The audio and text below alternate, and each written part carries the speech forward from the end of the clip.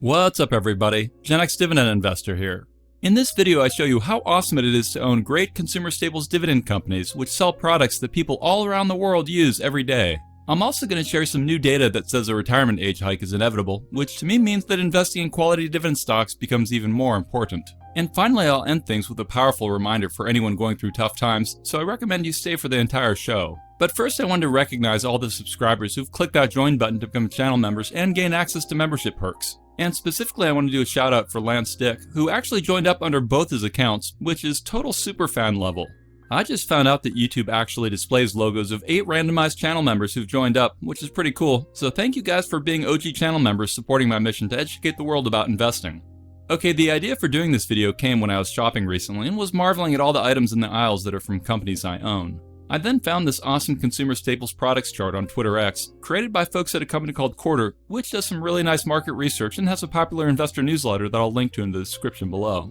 The title says, "These 12 companies together own 550 plus consumer brands," and a quick glance showed me that I invest in about half of them, and most of them are solid dividend companies. Like 4.5% of my portfolio is Pepsi, ticker PEP, and in our cupboard we often have some of their products like Gatorade, Doritos, Ruffles, Cheetos, Rolled Gold pretzels, Life cereal, Tostitos cheese dip and salsa, and Quaker Oats oatmeal, to name just a few. I'm also long Procter & Gamble, ticker PG, which is 4.2% of my portfolio, and in our house we have Gillette Mach 3 razors, Oral-B tooth care products, Cascade dishwashing soap, Swiffer cleaning products, and a bunch of others. And then 3.4% of my portfolio is Coca-Cola, ticker KO, and in my fridge right now we have Diet Coke, Schweppes tonic water, and Gold Peak iced tea. In fact, just as I was working on this part of the video, my Instacart person delivered some groceries to me, one of which was more Diet Coke. Now I know that some drink Nazi out there will leave me feedback telling me about how bad Diet Coke is for me, but save your breath, I know it's not good for me. But I'm at a point in my life where I indulge in some things that aren't good, since I generally eat healthily and work out and such. Anyway, the final company I'm long in is Colgate-Palmolive, ticker CL, which is 2% of my portfolio, and in our house we have Irish Spring soap, Colgate toothpaste, Speed Stick deodorant, and Ajax household cleaners, amongst others. Looking over this list of companies, I noticed that 11 of 12 of them pay dividends, with only Mars being the one that doesn't pay one, and they aren't even a public company that you can invest in. Mars is actually the 4th largest private US company in the world, and it's led by the Mars family, which Forbes said is the 2nd wealthiest family in the US, though this list doesn't include Gates, Bezos, or Musk since they aren't married. Side note, you probably recognize the Walton family on this list, as they own 45% of Walmart, though you might not know that Edward Johnson family owns 49% of Fidelity, which is the brokerage I use. Okay, back to the original infographic, and we see Unilever, a British company, Nestle, a Swiss company, General Mills, a company I used to own, Associated British Foods, Mondelez, Danone, a French company, and Kraft Heinz. Of course, this isn't the complete list of all consumer staples companies out there, but these are some of the heavy hitters. Now there are lots of things I love about investing in quality consumer staples dividend stocks, beyond the pride of ownership I get from seeing and using their products all the time. I mean, from the moment I wake up and start brushing my teeth, I sometimes think about the millions of people around the world that are using products my companies make. And my companies provide jobs for over 3 million people worldwide, not to mention millions more that aren't employed directly by them, but that have jobs that work with them. Most of all, I love the passive dividend income that flows into my brokerage and then checking account, often multiple times a week, from my consumer staple stocks and really all my tickers. Like this week, SCHD paid me $1,624, Devo is paying me $542, Goldman Sachs is paying me $488, and Travelers Companies is paying me $155. My dividends pay me over $125,000 a year, which is $170,000 a year for my Canadian viewers, and that amount has been trending up over time. I know that dividends aren't guaranteed, and that sometimes my company could reduce or even stop paying a dividend, but if that happens, then I tend to sell those stocks and move into something else that has only a history of increasing their dividends. I retired from the 9-to-5 rat race once my dividend income was more than my family's expenses, and now I love the fact that I get to spend my time pursuing my hobbies like social media and playing video games and blah blah blah. One of the reasons I like consumer staple stocks so much is because people usually buy them whether the economy or market is good or bad. I mean, they're called staples for a reason. Of course, if a company raises their prices too much, then people will look to other brands, but people will always need toothpaste and toilet paper and stuff like that, so smart management teams adjust their pricing to optimize for whatever business goals they have. Like today I saw this article that talked about how low-income earners are not dining out as much as they previously were due to restaurants driving up their prices. Even at fast food restaurants we find that 25 to 28% of people are choosing to eat out at those places less often, and I'm in the same boat. Like 3.9% of my portfolio is in McDonald's, but I've changed my buying behaviors at Mickey D's as their prices went up too high too fast. Whether consumed at home or in a restaurant, food prices rose 20% from January 2021 to January of 2024, the fastest jump on record. A recent Census Household Pulse survey showed half of the people earning less than $35,000 a year had difficulty paying everyday expenses, and nearly 80% were moderately or very stressed by recent price increases. But it's often cheaper to eat at home if you buy carefully. Part of what fast food restaurants are doing is trying to influence customers to use their branded app to buy, and people are doing so because it increases accuracy of orders combined with faster ordering, and this increased automation will eventually help push down prices. Plus, they sometimes offer cheaper meal options via their app that they don't offer at the drive-thru.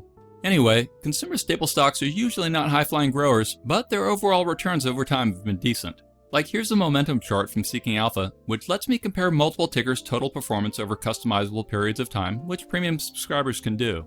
I selected the year 2000 until now, and it shows that between stock appreciation and dividends, the Pepsi's returned 733% versus the SP 500, which has returned 473%, Procter & Gamble, which has done 426%, Colgate-Palmolive at 385%, and Coke at 289%.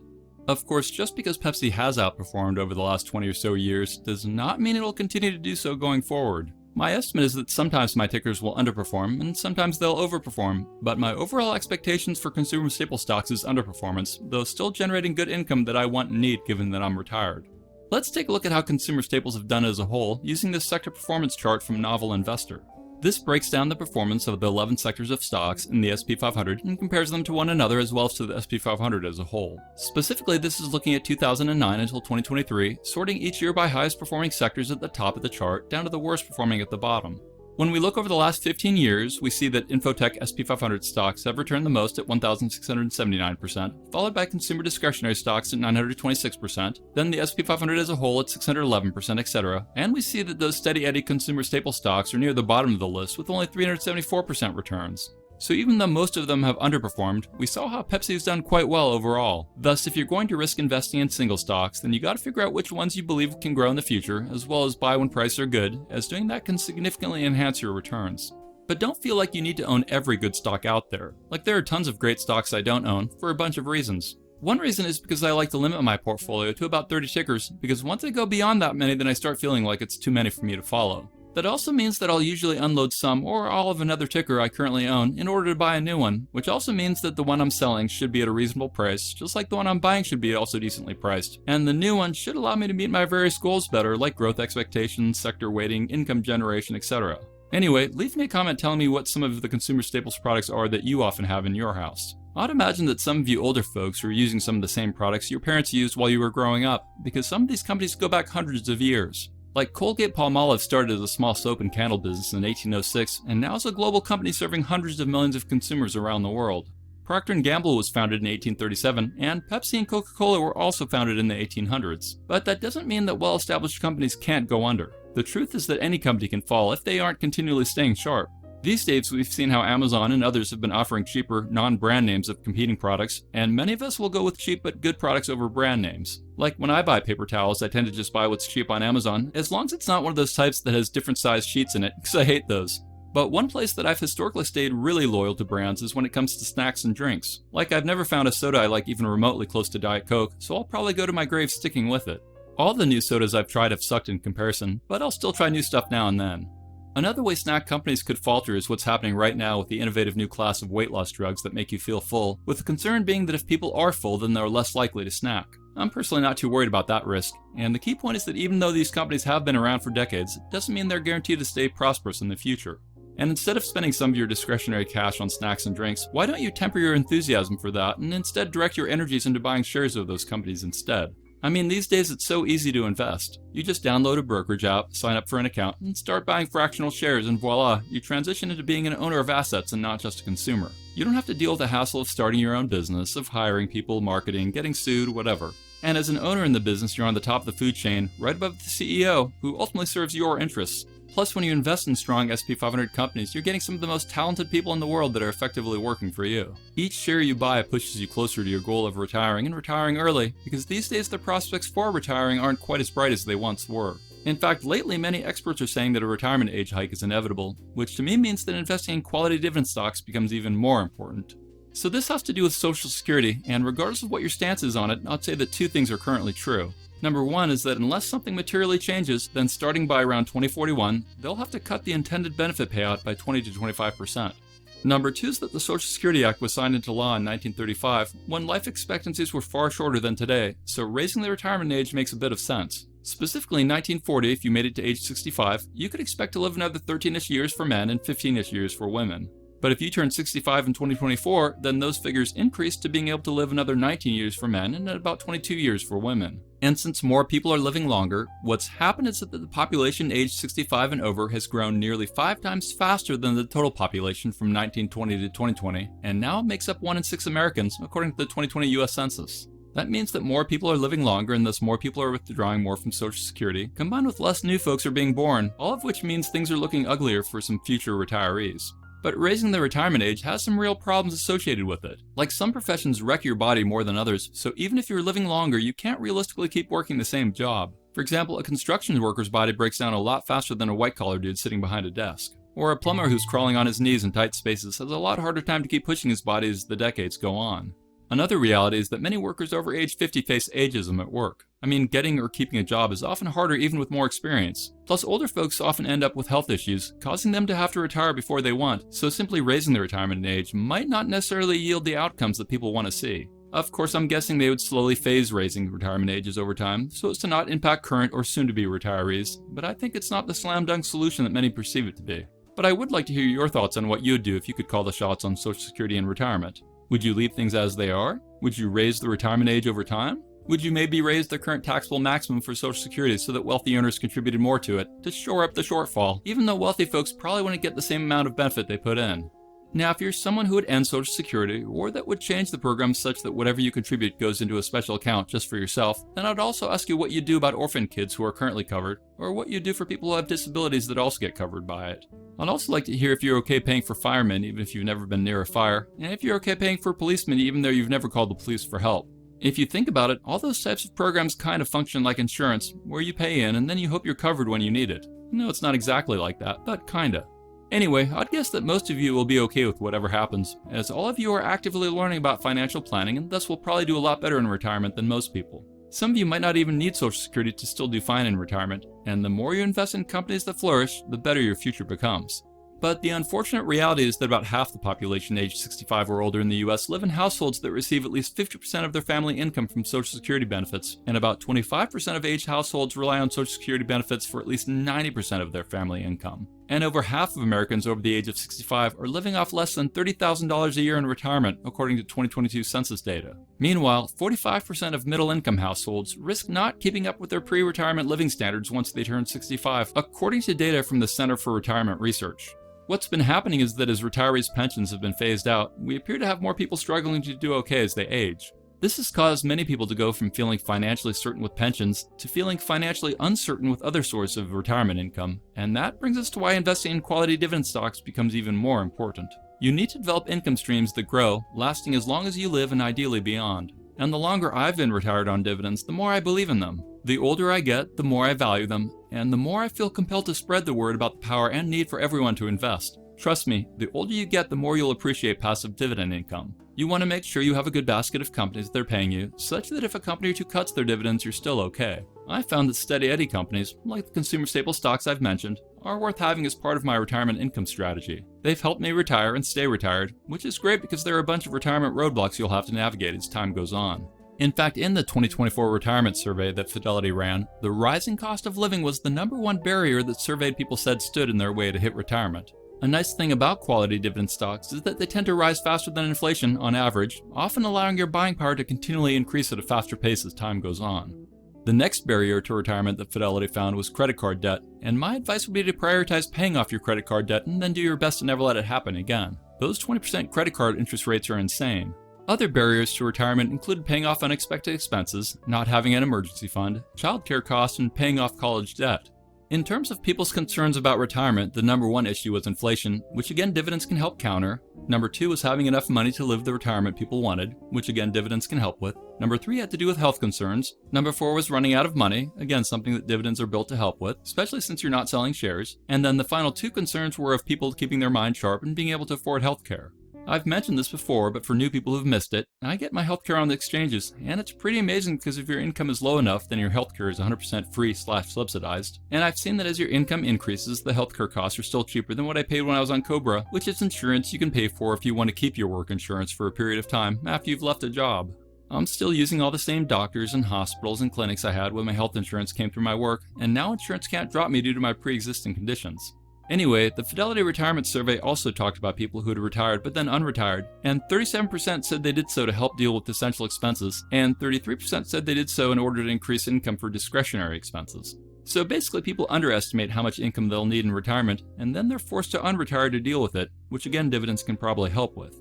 Now, I've often said that most older investors I've come across wish they had started investing at a younger age and wish they had invested more when they were younger. Well, this data from Fidelity Survey speaks to that, as it was taken by investors. It shows that the average boomer surveyed started saving and investing at age 44, but they wish they had started at 33. The average person in my generation, Generation X, started saving at 36, but they wish they had started at 26. Millennial Fidelity investors started saving for retirement at age 27, but they wish they had started at 22. And then Generation Z folks started at 20, but they wish they had started at 18. I think that data speaks volumes, i.e. that everyone who started investing, including ones that invested through massive stock market crashes, all wishes they had started sooner. That alone should be a catalyst for you to invest, and please share this video with someone you think you might be able to help influence to start investing, as you could literally be improving the financial trajectory of them and their future generations with one simple video share.